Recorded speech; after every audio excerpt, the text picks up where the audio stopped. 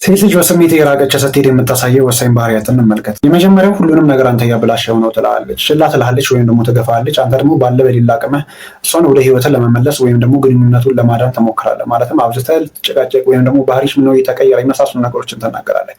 እሷ ግን ሪቨርስ ሳይኮሎጂውን እዛ ጋር ትጠቀምብሃለች። ምንድን የምታደርገው ፋታ እየሰጠኸኝ አይደለም ወይም ደግሞ አብዝተህ እያስጨነቀኝ የመሳሰሉትን ነገሮችን ትናገራለች። እንዳልኩ አንተ ግንኙነቱን ለማዳን ወይም ደግሞ እሷን ወደ ህይወትን ለመመለስ የምታደርገው ነገር ነው። እሷ ደግሞ በይበልጥ እያስጨነቀኝ ነው ወይም ደግሞ የገፋኸኝ ነው ልትል ትችላለች። ሁለተኛው እኔ የምፈልገው ያንተን ደስታ ነው ማለት ከጀመረች አብዛኞቹ ወንዶች ይሄ ለፍቅር የተነገረላቸው ንግግር ይመስላቸዋል። ነገር ግን በተቃራኒው ብዙ ሴቶች በስሜት ከአንተ መራቅ ሲጀምሩ ነው እኔ የምፈልገው ያንተን ደስታ ነው ማለት የሚጀምሩት። ምክንያቱም በፊት የምታደርጋቸው ነገሮች በአጠቃላይ እሷን መናደር ሲያቆም ወይም ከሌላ ሴት ጋር ስትሆን የምትቀና ልጅ ወይም ደግሞ ጊዜ ሳትሰጣት ስትቀር የምትነጫነጭ ልጅ አሁን ላይ ድንገት ተነሳ እኔ እኮ ያንተ ደስታ ያስደስተኛል ችግር የለብኝም ምናምን የምትልህ ከሆነ እመኔን ለፍቅር ሳይሆን በስሜት ከአንተ እጅግ በብዙ መንገድ እየራቀች ነው ያለችው እና ልታስብበት ይገባል። ሶስተኛው አንተን ከፍቅረኝነት ይልቅ ወደ ጓደኝነት ማውራት ከጀመረች ነው። ብዙ ሴቶች የሚያደርጉት ነገር በአንዴ ከግንኙነት ውስጥ አይወጡም ወይም ደግሞ ከፍቅረኛቸው አይደቁም። በቂ የስነ ልቦና ያደርጋሉ። ያ ማለት ከአንተ ጋር እያሉ በፍቅር ግንኙነት ውስጥ ነገር ግን እንደ ጓደኛ አክት ማድረግ ይጀምራሉ።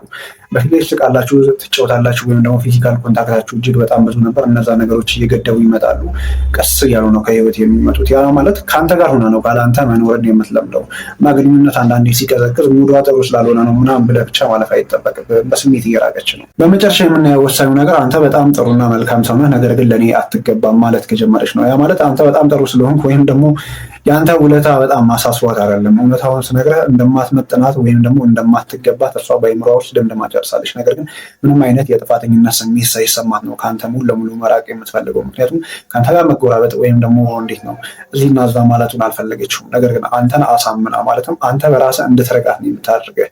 ያ ማለት እንደማትመጥናት እንዳልኩ ደምድማ ጨርሳለች ወይም አንተ ለእሷ እንደማትገባት አሳምራ ታውቃለች። ነገር ግን በቃ ትክክለኛውን ነገር ነግራ ማለትም ያንተን አይምሮ ሳትጎዳ ልትረቃ ወስናለች። እና ብዙ ጊዜ እንዲህ ስትልህ የምር እኔ ጥሩ ነኝ ወይም ደግሞ መልካም ነኝ ብለህ ብዙ እንዳትጋተት፣ ያኔ እንደተናቅ ወይም ደግሞ ዋጋ እንዳልተሰጠህ በማወቅ ሙሉ ለሙሉ ከግንኙነት ውስጥ ልትወጣ ይገባል ነው የምልህ።